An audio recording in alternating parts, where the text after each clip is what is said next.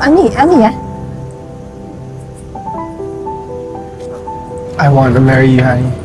Ay, oo na agad! Mag-inarte pa, Day. Yes mo na yan, ate! Ayan, bobo na. Jules, teka lang ha. Wala pa nga tayong 3 months eh. Does it matter? Honey, sigurado na akong mahal na mahal kita. Marry me, please. Oo. Jules, teka lang ha. Oo, mahal na mahal din kita. Pero, nakita mo naman kung paano ko tutuhin ng mami mo at kapatid mo, diba? Ayaw nila sa akin. Ayaw kong itakwil ka nila nang dahil sa akin. Honey, I don't care. I'm old enough to make my own decisions. Honey, I promise you, everything's gonna be alright. We can move far. We can go far away. Isama natin yung tatay at kapatid mo. We can start fresh. We can make it as long as we're together. As long as you love and trust me. Yes mo na yan, te! Huwag ka na muna isalinin pa! Yes mo na yan! Yes mo na yan! Huwag na magpaligoy-ligoy pa! Yes mo na! Will you marry me? Yes na! Ako, Day, huwag na mag-inarte.